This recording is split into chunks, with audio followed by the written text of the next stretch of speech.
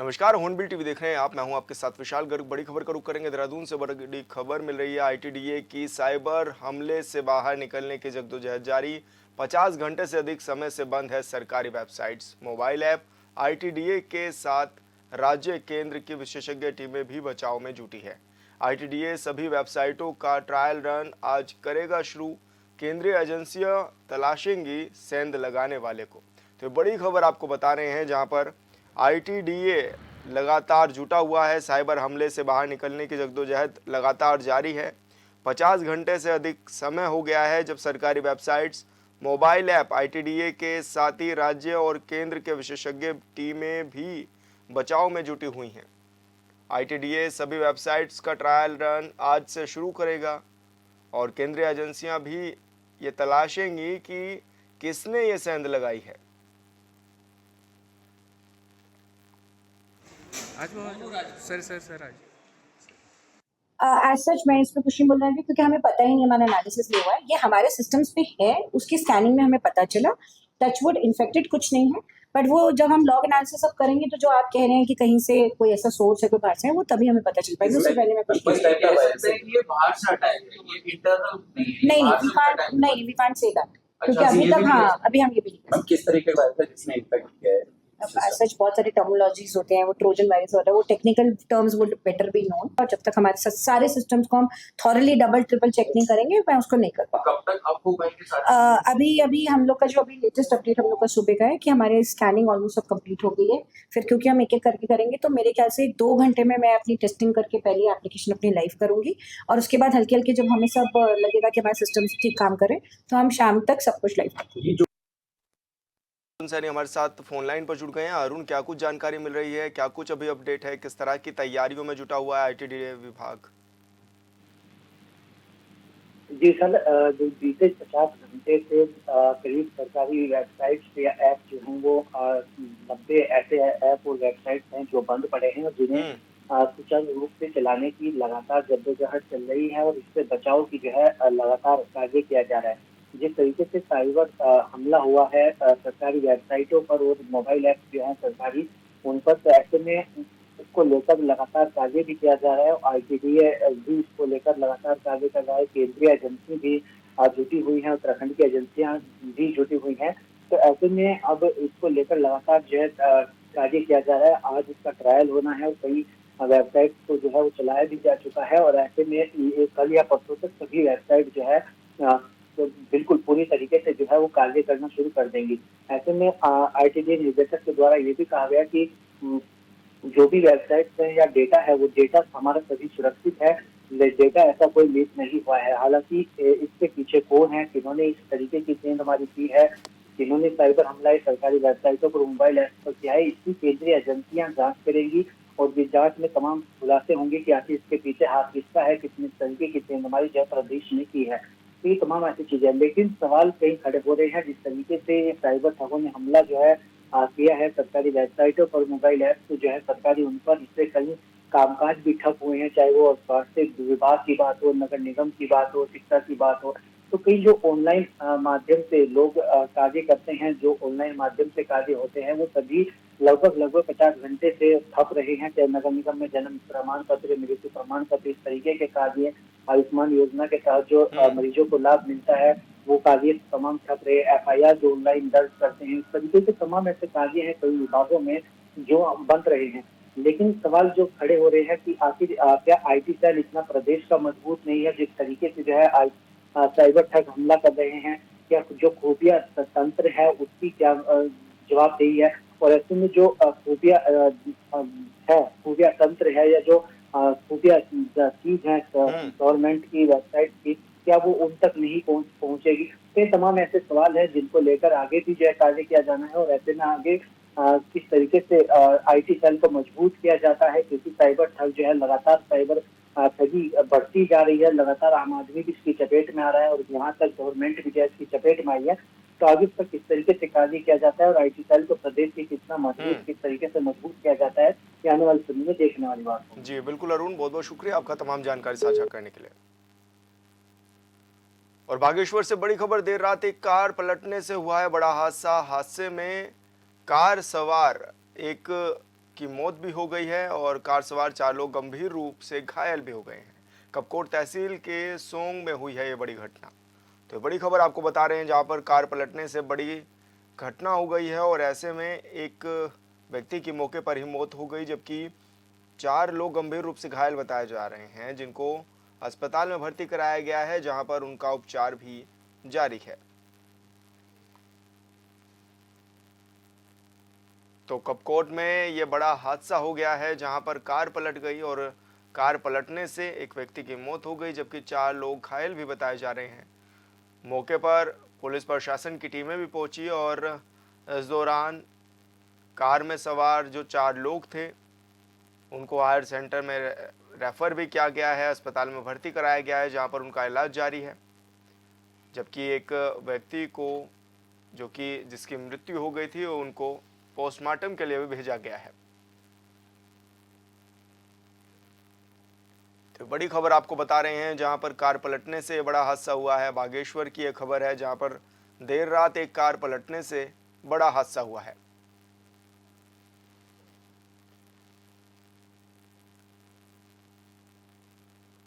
चौखंबा आरोहण के लिए गए एक विदेशी पर्वतारोही दल के 2 सदस्यों के लिए हेली रेस्क्यू की मदद मांगे जाने पर लगातार इस क्षेत्र में सर्च अभियान लगाया जा रहा है। आज 2 दिन बाद रेस्क्यू के लिए 8 मेंबर की कुशल पर्वतारोहियों की एसडीआरएफ की टीमें भी सहस्त्रधारा हेलीपैड से जोशीमठ हेलीपैड पहुंची हैं, जहां से इंडियन एयर फोर्स के रेस्क्यू हेली से इन्हें Chaukhamba peak rescue operation sites पर भेज दिया गया है। बता दें कि इस चौखंबा 3 पीक पर आरोहण के लिए गए एक अमेरिकन और एक यूके की महिला पर्वतारोही ने करीब 6100 मीटर की ऊंचाई से अपने दूतावास से संपर्क कर हेली रेस्क्यू ऑपरेशन की मदद मांगी थी, जिसके बाद से चमोली जिला प्रशासन अलर्ट मोड पर है।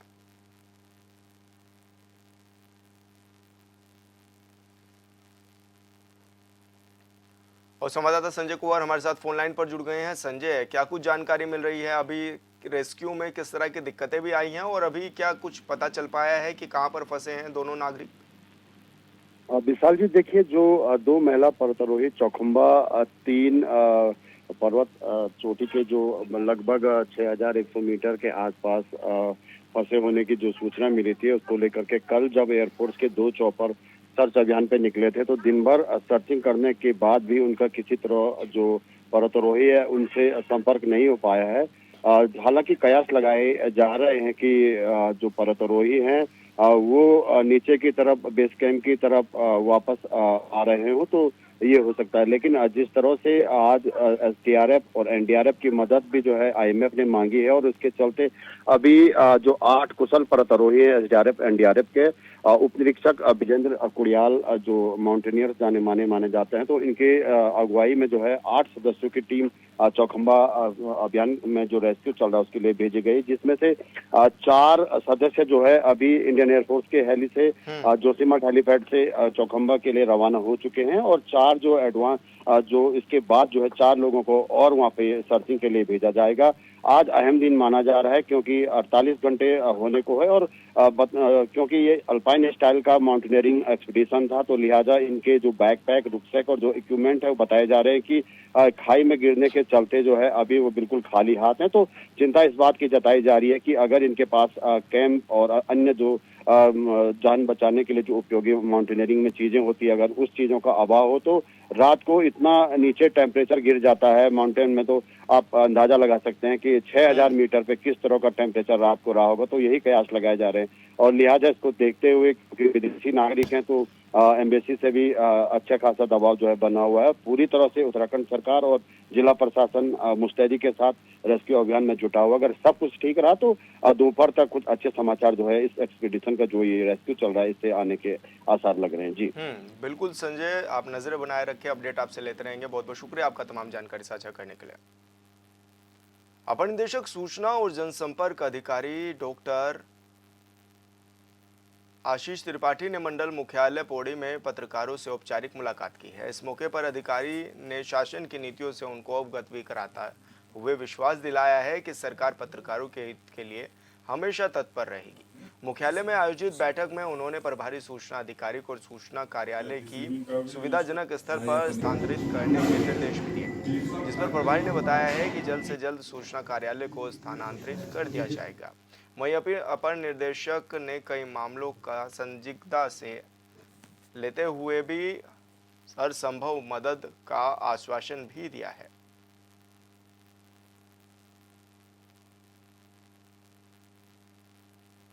माननीय मुख्यमंत्री जी की अपेक्षा थी कि सूचना विभाग के अधिकारी जिलों में जाएं और जिलों का भ्रमण करें, जिलों की मीडिया से मिले, मीडिया के संबंध में क्या दिक्कतें आ रही हैं उसका फीडबैक लें। इस क्रम में मैं आज पौड़ी आया, अपने जिला सूचना कार्यालय का निरीक्षण किया। कार्यालय की स्थिति ऐसी है कि उसको दूसरी जगह ट्रांसफर करने की जरूरत है। इस संदर्भ में डीआईओ को निर्देशित किया है कि आवश्यक कार्रवाई कर लें और जो जिले की मीडिया है उसके साथ हमारी भेंट हुई और उन्हें बातचीत रखा और सरकार की योजनाओं के बारे में उनको जानकारी दी। पौड़ी के निवर्तमान पालिका अध्यक्ष ने व्यापार सभा शपथ ग्रहण समारोह के दौरान दिए गए अपने बयान पर सफाई दी है। उन्होंने कहा है कि वो शहर में लोगों के सुख दुख के शरीक होते हैं, ऐसे में बयान को तोड़ मरोड़ कर पेश किया गया था। उन्होंने कहा है कि उनके द्वारा हास्य के तौर पर एक बात को मंच पर रखा गया था। बताया कि जिस दौरान उनके द्वारा अपना संबोधन दिया गया उस दौरान पूरी जनता उनके बयानों पर ताली बजा रही थी। यदि किसी को आपत्ति होती तो ये बयान के बाद उनसे कह सकता था, लेकिन ऐसा नहीं हुआ, जिससे साफ है कि उनके द्वारा कोई भी गलत बयानबाजी नहीं की गई है। वहीं मामले में व्यापार सभा के अध्यक्ष विनय शर्मा ने कहा है कि व्यापार सभा के मंच पर कोई भी राजनीतिक बयानबाजी नहीं होनी चाहिए थी।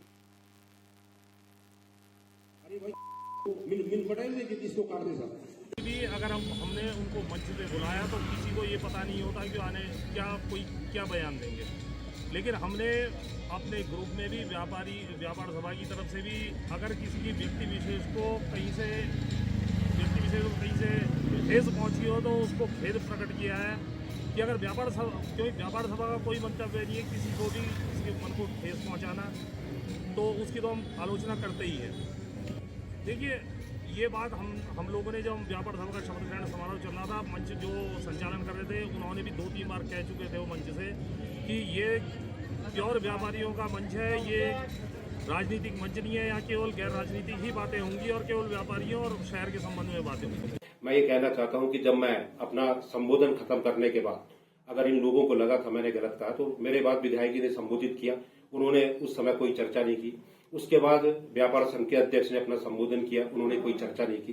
तो जब वो कार्यक्रम समाप्त हो गया उसके बाद इन लोगों को कुछ लोगों के द्वारा जो है जबरदस्ती इस तरह का बयान दिया गया जो कि दुर्भाग्यपूर्ण है और जनता उस ऑडियो को वीडियो को देख रही है। तो इस तरह का कोई बात ही नहीं थी। उसे एक चुनावी हथकंडे के तहत और बेनाम जनता की नजरों में जो है बुरा बने, उनकी नजरों में गिरे, इस तरह की हरकतें ये लगातार करते आ रहे हैं। लेकिन पौड़ी की जनता, जिसे मैंने हमेशा मातुल्य कहा है और मैं उसका हमेशा कर्जदार हूँ। दुर्भाग्यपूर्ण है कि 3 बार के एक नगर पालिका अध्यक्ष और 1 बार के विधायक, जिस पौड़ी की जनता ने एक शख्स को इस मुकाम पर पहुंचाया है, वो पौड़ी की जनता के लिए कुत्ते सब का प्रयोग कर रहा है, काफी निंदनीय है। आप उस पूरे वीडियो को अगर देखेंगे तो आप पाएंगे कि वो लगातार इस बात को कह रहे थे कि कुछ लोग उनको ज्ञापन देने आते हैं। तो आखिर वो ज्ञापन देने वाले लोग हैं कौन?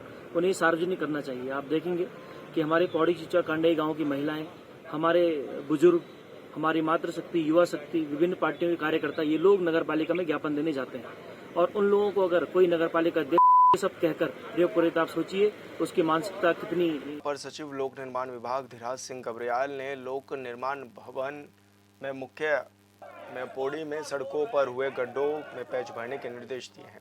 सरकार की तरफ से जारी निवेदिताओं को अब ठेकेदार बहिष्कार कर रहे हैं। ऐसे में अब सरकार के आगे सड़कों के सुधारीकरण को लेकर चुनौती खड़ी हो गई है।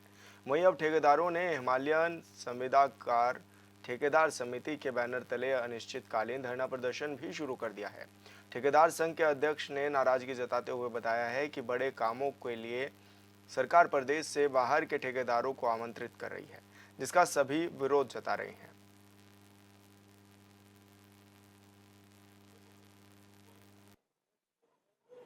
देखिए, जनता ने पूरे प्रदेश के स्तर पे वो बात चल रही है इसमें, तो उसमें शासन स्तर पे एक बार वार्ता हो चुकी है उनकी और कुछ दिनों बाद फिर दोबारा एक बार और जरूर उसमें बात होगी। ये क्या तरीका है? तो 15 दिन रुक जाओ ना, 15 दिन हमें जो कार्यक्रम मुख्यमंत्री ने दे रखा उसको रोक दो, से पैच का काम, उसके बाद भी वार्ता हो सकती है। हमारा संगठन जो है देहरादून में 4 बार की वार्ता हो चुकी है, वो विफल हो चुकी है। सिर्फ उनका एक कहना है, जो मुख्यमंत्री निजी सचिव है पांडे जी, कि आप आंदोलन वापस ले लो, और वापस लेने के बाद उनका कार्यक्रम है कि मुख्यमंत्री की घोषणा हो जाए, 15 दिन तक गड्ढे भर जाए और वाह हो जाए। गड्ढे तो किसी हालत में भी नहीं भरेंगे। अगर वो सचिव साहब आए तो अगर वो हमारे धरने स्थल में आते और हमें उठा के ले जाते, चलो भाई आपको मुख्यमंत्री में ले चलते, तो हम उनका वेलकम करते। हम क्यों जाए उनके पास जब संगठन की वार्ता ऊपर चल रही है देहरादून में। बिल्कुल उनकी मांगे जायज है। ये हमारा व्यवसाय नहीं बल्कि एक रोजगार है, और उत्तराखंड में जो है जिस ढंग से इन्होंने जो है बड़ी जो निविदाएं लगाई हैं, वो जो है यहाँ के लोगों के हित में नहीं है। हम चाहते हैं कि छोटी निविदाएं की जाए, सरल की जाए, और ताकि जो है हर व्यक्ति जो है अपना रोजगार के लिए अपना काम कर सके। नहीं, ये बहुत गलत बात है। पब्लिक की आवाज़ सुननी चाहिए सरकार को, क्योंकि पब्लिक के द्वारा ही सरकारें बनती हैं। और मैं समझता हूँ कि ये जो है पलायन का भी मेन कारण है कि लोगों को रोजगार नहीं मिल पा रहा है। जब लोग रोजगार नहीं होगा तो निश्चित ही पलायन होगा, और जब पलायन होगा तो उत्तराखंड बनने का कोई औचित्य ही नहीं रह जाएगा। देश भर के हिमालयी राज्यों में उत्तराखंड की पहचान देवभूमि के रूप में होती है, लेकिन स्थानीय लोग इसे ऊर्जा प्रदेश भी कहते हैं, क्योंकि यहाँ बिजली उत्पादन की संभावना बाकी राज्यों से अधिक है। प्रदेश में कई बिजली परियोजनाओं पर काम भी जारी है, लेकिन मौजूदा वक्त में प्रदेश सरकार को केंद्र से अतिरिक्त बिजली मांगनी पड़ रही है, ताकि सर्दियों के समय में बिजली की खपत को पूरा किया जा सके। इधर विपक्ष हमलावर है। विपक्ष का कहना है कि सौर ऊर्जा प्रदेश में भी ऊर्जा की कमी है, यह सरकार की नाकामी भी है। इस रिपोर्ट में देखिए।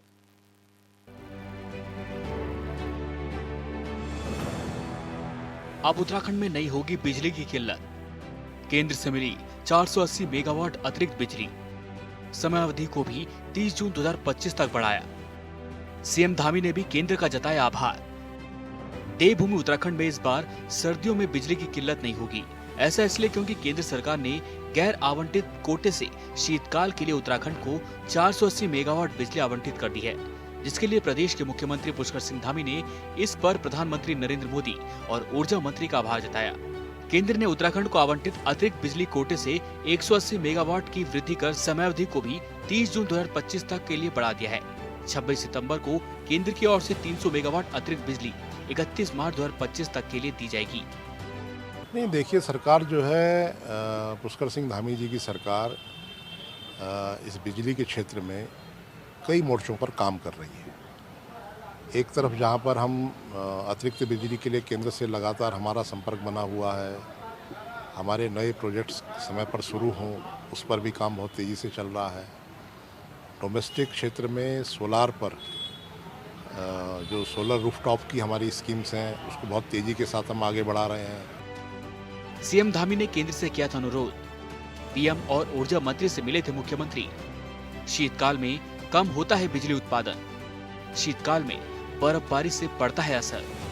दरअसल उत्तराखंड के मुख्यमंत्री पुष्कर सिंह धामी ने प्रदेश को बिजली संकट से निजात दिलाने के लिए केंद्रीय ऊर्जा मंत्री मनोहर लाल खट्टर से मुलाकात कर केंद्रीय पुल से अतिरिक्त बिजली का अनुरोध किया था, जिसे केंद्र सरकार ने मंजूर कर लिया।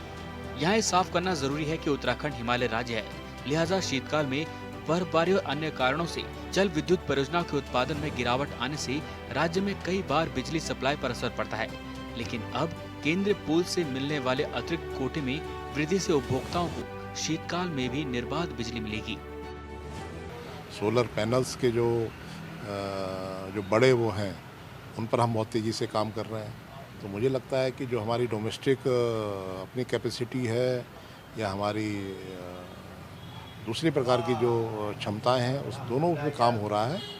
तो आने वाले समय मुझे लगता है कि बिजली की उतनी ज़्यादा किल्लत नहीं रहेगी, क्योंकि सरकार सभी दिशाओं की ओर प्रयास कर रही है। देवभूमि में हर एक दिन 45 मिलियन यूनिट बिजली खपत। इस बार गर्मी में डिमांड 58 मिलियन यूनिट पहुंच गई। सर्दियों में बढ़ जाती है उत्तराखंड में बिजली की डिमांड। पहाड़ी इलाकों में ठंड का प्रकोप बढ़ने पर खपत ज्यादा। एक अनुमोदन के मुताबिक उत्तराखंड में प्रत्येक दिन बिजली की खपत हर दिन करीब 45 मिलियन यूनिट है, लेकिन इस बार प्रदेश में बेतहाशा गर्मी के कारण ऊर्जा की डिमांड 58 मिलियन यूनिट तक पहुंच गई है, जो कि अब तक का ऊर्जा खपत को लेकर सबसे बड़ा आंकड़ा था। गर्मी में बिजली की मांग बढ़ जाती है, ये तो समझ में आता है, लेकिन बाकी राज्यवासियों को यह लगता है कि सर्दियों में बिजली की डिमांड कम होती है, तो ये गलतफहमी है। उत्तराखंड में ठंड बढ़ने के साथ ही घरों में बिजली के लिए बिजली के उपकरणों का इस्तेमाल ज्यादा होने लगता है। पहाड़ी इलाकों में ठंड का प्रकोप ज्यादा होने से वहाँ बिजली की खपत ज्यादा होती है।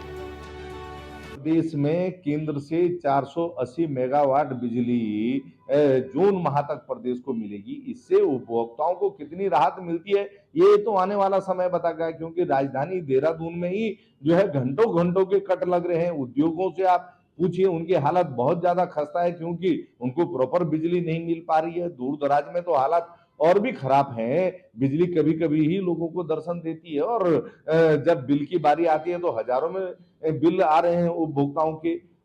ऊर्जा प्रदेश जो है ऊर्जा के मामले में कब आत्मनिर्भरता हासिल करेगा, ये कौन बनेगा करोड़पति के 7 करोड़ वाला सवाल बन करके रह गया है। राज्य को ऊर्जा प्रदेश के रूप में देखा गया था, उस पर सरकारों ने कदम भी बढ़ाए। अगस्त में 724.46 मिलियन यूनिट बिजली उत्पादन। यूजेवीएनएल की स्थापना के बाद अगस्त में बना रिकॉर्ड। कुछ सालों में 85,000 मेगावाट बिजली उत्पादन लक्ष्य। विपक्ष ने कहा ऊर्जा प्रदेश में बिजली संकट, नाकामी। उत्तराखंड जल विद्युत निगम यानी यूजेवीएनएल ने इस साल अगस्त में 724.46 मिलियन यूनिट बिजली पैदा की थी, जो यूजेवीएनएल की स्थापना के अगस्त महीने में रिकॉर्ड बना। जानकारी के मुताबिक देवभूमि में बिजली की स्थापित क्षमता 3,950 मेगावाट से अधिक है। हालांकि अब यूजेवीएनएल ने कुछ सालों के अंदर बिजली उत्पादन की क्षमता बढ़ाकर 85,000 मेगावाट करने की बात कही है। इधर विपक्ष का कहना है कि ऊर्जा प्रदेश होते हुए भी उत्तराखंड में बिजली किल्लत और खासकर पहाड़ी जनपदों में बिजली की कटौती सरकार की नाकामी से कम नहीं है। जितनी भी जल विद्युत परियोजनाएं हैं जिनमें विद्युत का उत्पादन हो रहा है, वो सब कांग्रेस सरकारों के दौर में लगे। 56 जल विद्युत परियोजनाएं घोटाले का शिकार किसकी सरकार में बनी, उन पर सरकार ने अभी तक कदम क्यों नहीं बढ़ाए, ये भी एक बहुत गंभीर विषय है। और निश्चित तौर पर जो है इस पर ठोस रणनीति की आवश्यकता है, क्योंकि बिजली आज की आवश्यकता है और उसके बिना जो है आज आम जनजीवन ही जो है बिल्कुल प्रभावित हो जाता है। तो कब सरकार इस पर गंभीरता से विचार करेगी और कब बिजली कट और महंगी बिजली से प्रदेश की जनता को राहत मिलेगी, ये बहुत बड़ा विषय है। अभी कई बिजली परियोजनाओं का काम है जारी। बिजली उत्पादन पर धामी सरकार दे रही है जोर। परियोजनाएं हो जाएंगी पूरी तो नहीं होगी दिक्कत। उत्तराखंड सरकार बिजली उत्पादन बढ़ाने पर लगातार जोर दे रही है। राज्य में कई छोटी बड़ी परियोजनाओं पर काम जारी है। उम्मीद है कि परियोजना का काम पूरा हो जाने पर बिजली संकट नहीं होगा। इतना ही नहीं, केंद्र सरकार की पीएम सूर्य घर मुफ्त बिजली योजना पर भी राज्य सरकार लगातार काम कर रही है। इसके तहत सौर पैनल लगाने वालों को सब्सिडी दी जा रही है, ताकि जल विद्युत परियोजनाओं से निर्भरता कम हो सके। अगर ऊर्जा प्रदेश में ही बिजली की कमी होगी और केंद्र से बिजली मांगनी पड़ेगी तो फिर सवाल तो उठेंगे ही। Bureau report, Hornbill TV. और फिलहाल इस बुलेटिन में इतना ही। आप देखते रहिए हॉर्नबिल टीवी। नमस्कार।